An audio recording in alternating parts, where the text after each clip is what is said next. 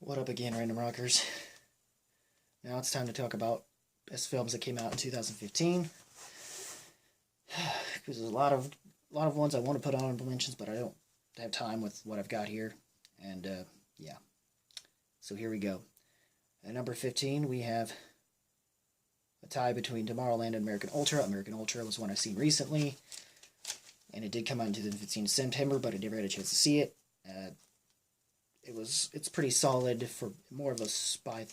It's a dark for being like if it was supposedly a stoner comedy, action stoner comedy, but one that focuses more on the spy thriller, on being really more of a spy thriller that just has dark humor added to it, to not completely take away from what it really is as a typical spy, as just a generic spy thriller, but the dark stoner comedy aspect of it really adds some extra stuff to it and makes it an even better movie. Makes it a much unenjoyable movie to watch. Never had a chance to review it, sorry. And as well as this movie, that's also tied with it, which is Tomorrowland, and it's wow, Tomorrowland. Interesting movie itself. It had a nice original feel of a concept, but it just failed. It failed to deliver it properly, I guess, but it's still solid, and I think that some people, because of the beat you overhead with the certain particular concept that it has, just check it out and tell me what you think on it. But overall, it's not a bad movie. It's not a great movie like it could have been, which is why it was so disappointing. But it is still somewhat of a solid movie to watch, despite some of the flaws it wound up having. Some of it. I mean, it's a great looking movie though. Number 14, Furious 7, the seventh and hopefully final installment in this franchise. And yeah, it's a wonderful. It's wonderful how they ended things off the way they did. Like, if you're gonna, it's funny. Paul Walker gets a start in this franchise, and what do you know? It's ends his career this way, and they pay, and for unfortunately within the time frame they did this, and then they finally did the rest of it and decided to, because of that, they had to change the story up to focus more on ending this movie in a way that, to pay homage and respect to Paul Walker. I kind of man teared up, but the real reason for why is because he's not a great actor, but apparently he's a decent human being, a nice guy. I consider myself sometimes a nice guy, and that kind of just that all somehow culminated to a man tear for that scene, because it really, yep, it's a shame. It just sucks because like I know plenty of good people, older specifically, that because of that, it's a shame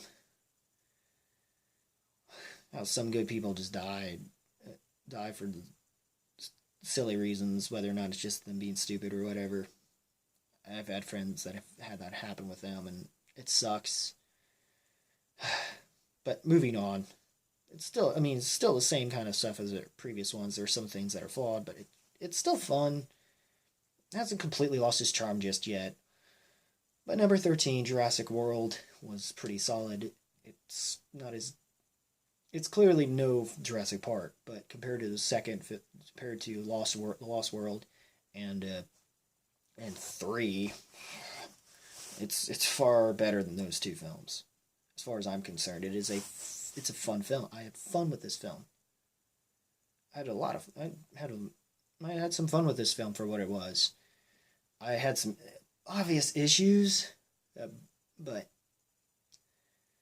nothing really worth even bothering to talk about at this point that maybe I haven't already before.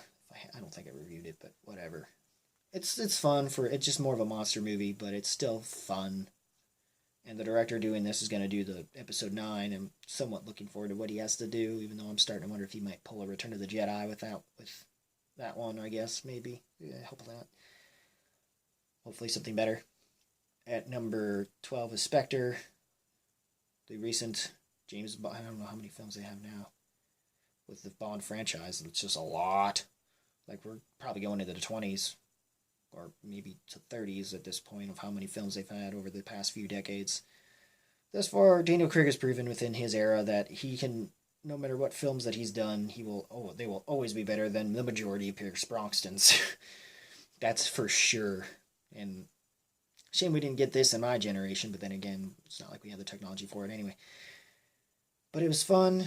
Villain was alright. It wasn't as solid as the last one, and I mean, it's loads better than what Quantum of Solace was, but it's definitely no Skyfall or Casino Royale for that matter.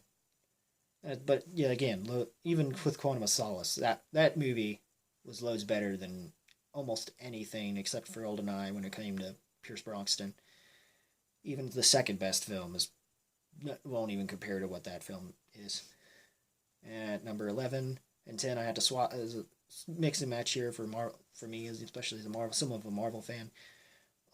11 wound up being Avengers: Age of Ultron because it wasn't a whole lot of anything that we hadn't seen before, and it felt a little more cartoony. And it's a shame that this was the last we got out of Joss Whedon. And whatever, but whatever, I'll live with it. Live with that. And there were some little gripes, but there were some nice little things. It's not to say that you won't have lots of fun at the theater. A good blockbuster as opposed to like a Transformers.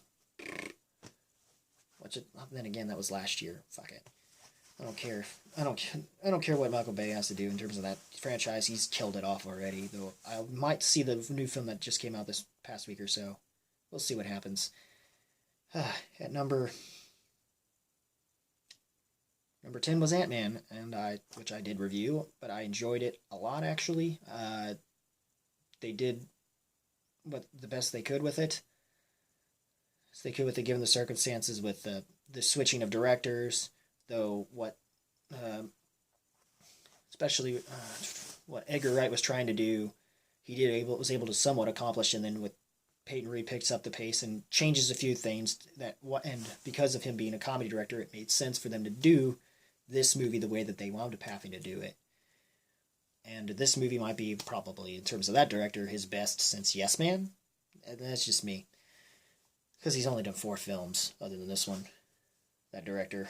But yeah, and the writing was done with Paul Rudd involved, so that kind of is why the humor is there, and it makes sense the way they handled it. But even though Scott Lang's character is more to it than just a thief, he's smarter than that. About as smart as Hank Pym. So it was kind of weird. That part is discerning, but for what it is and what they had for picking Paul Rudd anyway, it worked out very, very well. At number 9, the Peanuts movie. The second film, the first of the films that I will mention that are the best family-oriented films you will probably find that the adults could go watch. Truly family, because the adults will enjoy themselves just as much as hopefully the kids will. And it'll be a great pass of the torch from like all the other Peanuts movies specials can be, from generation to generation to generation. They don't let up from what they normally give you, or at least from what Charles Schultz had created. And I'm glad that they didn't make him roll in his grave when they did this movie. The animation update is fine, but as long as they still kept it into some extent that it is true to what Schultz's vision was, and keeping the original cast too was nice. That really helped as well. Especially in the time frame they picked was great, being that, between the Great Pumpkin special that ABC usually airs, as well as this Charlie Brown Christmas special, which would come the month after. Especially the stuff they wound up doing and paying homage to it, especially because of the soundtrack, which is high. If you've seen my personal page, you would know. It would know via Consequence of Sound. Shout out to them. And Masterpiece Reviews. But yeah, it's a wonder. Peanuts movie's great. I'd highly recommend having parents or grandparents pass the torch around with this movie specifically. And at number 8, Mission Impossible: Rogue Nation, a better spy film than Spectre as far as I'm concerned. Spectre is still fun, it's still great, but I enjoyed Kingsman, or good, at least solid movie. But I'm screwed up on my number 7 already. Mission Impossible: Rogue Nation was solid, and probably the best or at least it's a toss between that and the 4th film, Ghost Protocol. But this one, I think, for people who are diehard fans of the original series that this franchise was based off of, are finally going to get what they wanted, and the fact that this is a Bourne meets Bond type of film, type of comparisons do show up a lot more as well, in the best way possible, and I'm glad for that. But, I mean, it's pretty stereotypical when it comes to that. At number 7 was, I already spoiled, Kingsman, The Secret Service. Really flipped it on its head, brought the Austin Powers with Matthew Vaughn, who did, like, Kick-Ass and all those Kick-Ass, X-Men First Class films. I think, or at least the first Kick-Ass. I don't know if he did I don't think he did the second one, though. Which I did like the second one. But anyway. Yes, that was great. Creed. Oh, crap, I messed up. Again. Okay, we're doing it live. It was solid. I mean, if you like even Austin Powers, it's a type of humor and, like, I think kind of the Ender's Game kind of way, type of feel that this movie kind of goes with. But, hell, this is a much better film than Ender's Game, though, in all honesty. That one was more psychological. This one was just a fun spy thriller that just turns the whole genre over on its head. And it's awesome. And it's great, and definitely check it out. It's been on DVD since it came out in the summer, I guess. And if you haven't checked it out now, what's wrong with you? At number 6, Inside Out, the last family-oriented film that I have on my list that is solid, that the adults will definitely enjoy. It's very smart. It's clever. Pixar is back with something of the Toy Story, Monsters, Inc. kind of level of awesomeness and innovation. Because it is an innovative concept, and the fact that they were able to do it the way that they did it and go into this slightly darker territory with it was wonderfully, wonderfully done. Definitely check this movie out if you haven't, especially if you are a diehard Pixar fan, as opposed to, and of the films in 2015 Pixar has done, this is definitely beats Good Dinosaur by far, even though I haven't seen it, but still. At number 5, Mad Max Fury Road. Great action film, good to see. Whatever, I forgot his name again. Whatever, the director who did this, let me know in the comments, I guess. But, yes, it was great to see him again, see him come back, bring the character back, bring this story back, even though the Mad Max wasn't so much the big character as it was Furiosa, played by Charlize Theron's role. For a basically manly, masculine type of action film, it definitely showed plenty of female empowerment, or at least in that butch kind of way. But not to the point where the dudes can't still get into the movie, especially the action scenes. Solid action movie. Check it out. At number 4 is Creed.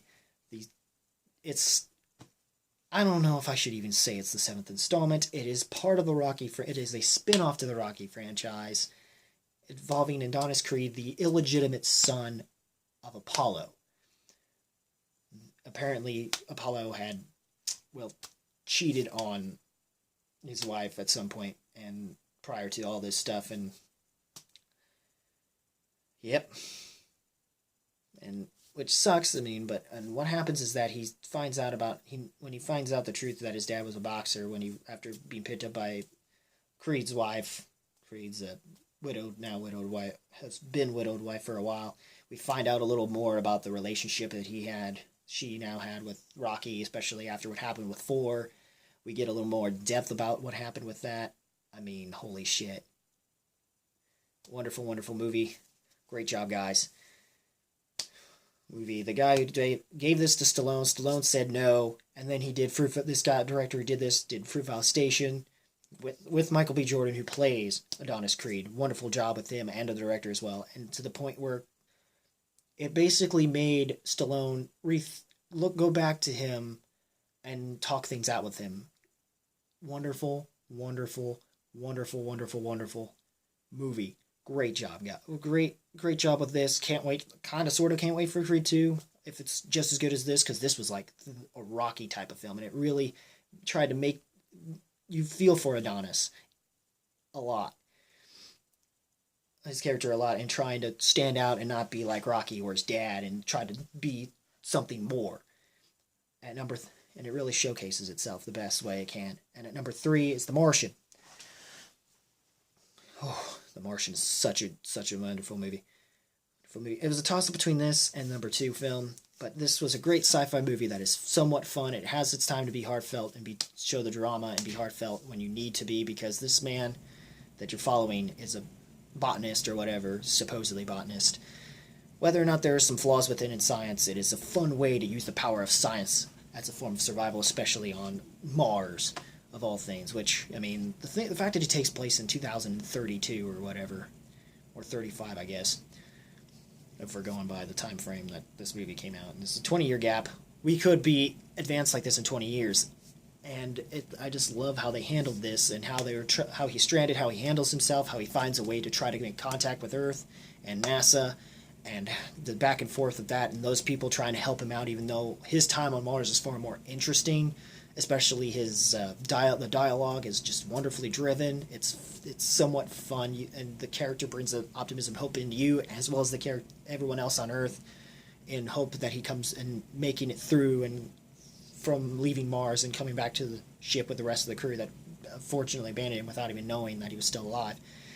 And then it's a wonderful, wonderful. I mean, I may have spoiled the plot, but when you see it, you don't care. You don't care.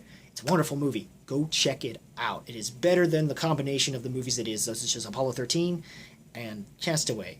And the fact it didn't even need Tom Hanks, which both movies had. In fact, it is better than that movie. It's Ridley Scott is wonderful. Yeah, I think it's Ridley Scott. Either way, wonderful job making a great comeback with this film to prove you still got it as a director. Great job. But there are a couple films that beat you out some reason, some or another here and there. For me, number 2, Ex Machina. Recently saw it. It is a 2015 movie. Wish I'd seen it during that year, but I didn't. But I love this movie anyway. Just off of just seeing it once. It's just, just seeing it once is enough to get inside your head and make you think. Though I wish it would have been easier if we weren't in a theater, because Charlie and I wouldn't have been talking during the damn fucking movie, so you could actually take in everything. But it didn't matter, because we still kind of got the gist of it anyway, since the concept of artificial intelligence, how this movie is what Steven Spielberg wished he could have done with that one movie called AI.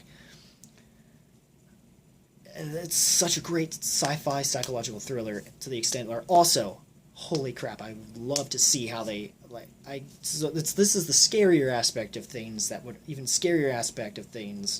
would happen in the future, in terms of our upgrading of technology, to the extent of making artificial intelligence, and just the characters themselves, into the point where you start to become attached to even the android character,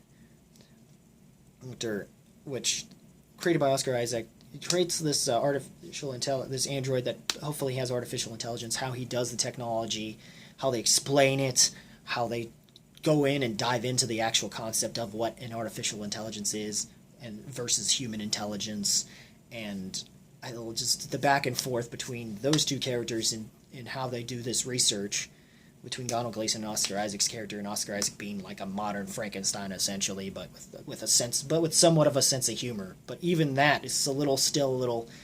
Even with that being said, it's still like, damn, this guy's nuts. And Donald Gleason's character is just a smart guy he was chosen basically because he wanted specifically someone that was somewhat like him, but more of a nicer guy, specifically, I guess. I may be spoiling a little bit of details, but not really. If you see this film, there's so much detail into this. You've got to pay attention to it. And with how it captivates you, it really... But there was just one film that maybe it's because of nostalgia, maybe it's because of so many other things. Sure, I wasn't as huge a fan as this, as opposed to the Matrix trilogy, which even those two films, they're shittiest of films, are still better than what we got out of the prequels. Yes, Star Wars, The Force Awakens, the 7th film, and the one done by J.J. Abrams. My goodness, did you save this franchise so badly? Fuck the shit that George Lucas is saying, and all you purists. Because it's because of this mentality and sure, even the people who watch this know it, but we don't care. We don't care. If you let that, you will not enjoy the experience that we finally got, that we deserve. No matter, it grows on us. It still holds a place in our hearts as Star Wars fans, but also as fans of filmmaking as well. That's what and that experience that you have in the theater to want to go see it multiple times. That's what Star Wars was about, and why it was such an innovative film back in the day. This film takes the same beats, but it needed to, because we are reintroducing new characters, new ground, while also hearkening to the original trilogy and some little tidbits and prequels that that was information that didn't completely suck the fun out of this movie at all. And he does a great job with this movie. Overall, just see this movie. Just watch this movie. There is check Stuckman's little analyzed about this, because he does a great job with it. I think you need just try shout out Chris Stuckman. Your analyzed video. If the people who hate this aren't getting anything out of it from just my own list, but he even put his best too. A lot of people put this as their best of 2015, except for somebody else who put my number 2 at their number 1, Christian Harloff, which I understand why, and that's why it's at my number 2. And the fact that I had to kick The Martian and Creed out of the top 3 spot, or at least Creed out of top 3, is just wow. They had to Ex Machina really had to be something, but it couldn't beat out Star Wars: Force Awakens and the theater experience I had there, despite not being able to see it the way I should have seen it 3D IMAX, which would have been wonderful. Yeah, watch this fucking movie. Star Wars fan of filmmaking, whatever. This is what Star Wars was about. Abrams is a Star Wars fan, and he brings it. He brings that into this movie. He is a great filmmaker, whether or not that's up for debate, but he is a Star Wars fan, no question, and that definitely shows in here, and he tries to pour out that passion into this, and hoping that all the other Star Wars fans also have that same passion that he does will enjoy it just as much as he does, tenfold. And he does that. I'm excited to see what comes next around the bend. I'm looking forward to Rogue One, which is not Episode 8. No, I'm looking forward to that because I love Rian Johnson. I've yet to see Looper, though, but I know I'm going to love it because I loved Brick. Brick was wonderful. I'm looking forward to what he has to do. I'm looking forward to the Rogue One film, which is about them getting the Death Star plans and trying to infiltrate the Empire to take the plans for the Death Star. It's on the Death Star and the blueprints, and give them to Leia and the sacrifice that they are making. And that's going to be a wonderful, very war-based type of film, and it's going to be awesome. It needs to be. Oh, it needs to be. I mean, the Death Star, not Starkiller Base. The Death Star. I mean, episode somewhere prior to, shortly before Episode 4, New Hope. That's how good. I mean, I'm hoping that it really shows, and hopefully people who did not care for Force Awakens will have something to hold them over and be like, all right, my Star Wars fandom is still satisfied, and they could still enjoy what Disney and them have done, and that this was the best decision they made, and it proves it already here. And I'm looking forward to whatever we get next. To the man here, signing off, saying, keep it random, keep it real, keep it rocking. And I'll see you later on in 2016. Happy New Year. Peace.